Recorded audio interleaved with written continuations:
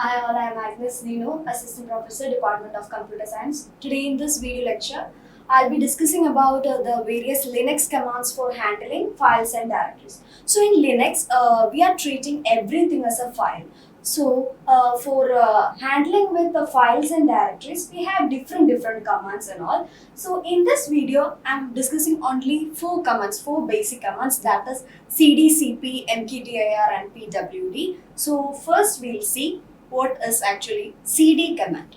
So cd command is actually the command to change the directory. Cd stands for changing the directory.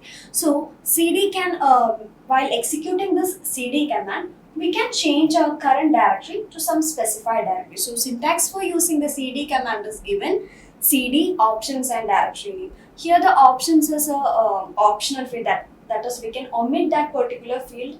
Without that option, it will work. This cd command will work. An example is given: cd/bin. Bin is actually a directory. So we, while executing this particular example, that is cd command, whatever the current directory is, it will be changed to this particular directory specified, that is bin. The current directory will be changed to the bin directory. So we have different options that can be used with this cd command. Among that, some of them are given, that is cd till sign. So while using this till option, what happens is it will be changing to our home directory. Every user is associated with a home directory, and while using this cd till sign, it will automatically change to our home directory. And the second option is cd//. So while using this slash option, it will be changed to the root directory. That is, every directory or file system starts with the root directory, and while using this slash symbols along with the cd command, the current directory will be changed to the root directory. And the third option is cd and double dot sign. So while using this double dot sign option, we can change to the immediate parent directory. The user will be, the directory will be having, every file will be having a parent directory or parent file. So while using this double dot symbol, we can change our current directory to the immediate parent directory. So the last option is cd hyphen. So while using this particular option, that is hyphen, it will be changing to the previous directory. Whatever the previous directory the user is working with, the directory will be, the current directory will be changed to that particular previous directory. Every time using this till sign, it will be changing to that particular user's home directory. So we can go to our home directory anytime using this particular option, till sign. That is, till means home directory. So this is all about cd command. Next we'll see cp command. cp stands for copying. So cp is actually used to copy the contents of one file, that is, from one location to another location. So the syntax for using this particular cp command is given: cp options, source file, and then destination file. Here also this options field is optional, that is, without that the cp command will work. And here the source file, while using the cp command, the contents from the source file is copied and it is saved to the destination file. That is, if the destination file is an existing one, the contents are overwritten, and if the destination is an existing directory, it is actually copied, the file is actually copied to that particular directory. So one example is given, that is cp file1.txt and file2.txt. That is, file1 and file2 are two plain text files. So the contents of file1 are copied and it is saved to the file2. So this is an example for cp command. The different options that can be used with cp command are -n. -n means if the destination file is actually existing, -n command will inform the cp commander, don't override. So this -n option is actually used to pass a message like, don't override the contents if the destination file is already existing. And the next option is -v. That is used to just print the information, just like the help message, to just print what is actually done. So for that option we are function we are using this -v option. And the last one is -i. It actually prevents the cp command from overwriting the existing file. So what is actually the difference with the -i and -n? Here, while using this -i option, a prompt is provided. That is, a user is asked, like a double check, like you want to actually replace this or you want to overwrite this file. The user is asked with some kind of questions like that.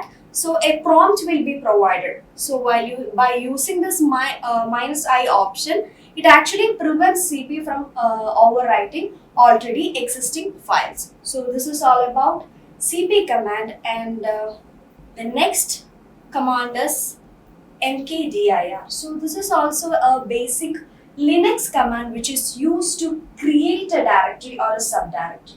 So mkdir stands for make directory, and this command is used to create a new directory or a subdirectory. So this mkdir command can also be used to create multiple directories at a time. At a time we can create more than one directories, and also to set permission.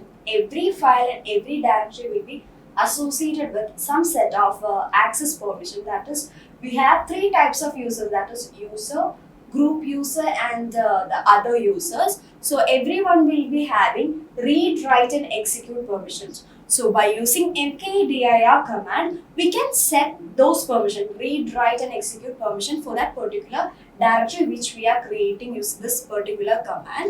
So the syntax for mkdir command is mkdir options and directory name. Here also options is an optional field. Example is given mkdir and my directory. So by executing this particular example, we'll be creating a new directory with a name my.dir. So this is all about mkdir, and we'll see another example, mkdir -m. -m option is actually used to set the permission. I told earlier, like we can also set the permission, access permission to that particular directory. So we are setting read, write, execute permissions using this -m option. So while executing this particular example 2, this command actually creates the directory, my directory, and also set read, write, and execute permission to that particular directory. So the last example is, if you want to create multiple directories at a time, we can make use of this kind of format like mkdir, and we can specify whatever the name of the directory is. We can specify without using any comma and all. We can specify the name like dir1, dir2, dir3. By executing this particular command, it will actually create 3 directories at the same time. So this is all about mkdir command. And the last command which we discuss in this video is pwd. pwd actually stands for present working directory. So this command is simply for displaying the present working directory of a particular user. So the syntax for pwd command is pwd and options. So the options which we can use with this pwd command is -l and -p. So -l is actually to display the contents, whatever the contents is, that is whatever the present directory is, it will be displayed as an absolute name. Absolute name is nothing, it is actually the actual location. For example, in this pwd and -l option is given. So whatever the exact location, that is bin directory, it is displayed. But when we use -p option, the full path of that particular directory will be displayed. That is, when we use pwd and -p option, the full path, that is /usr/bin, that is in this user directory, the bin is the location, that the full path will be displayed. So that is the difference between -l and -p option.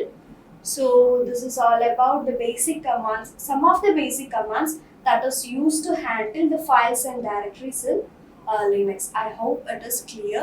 Thank you.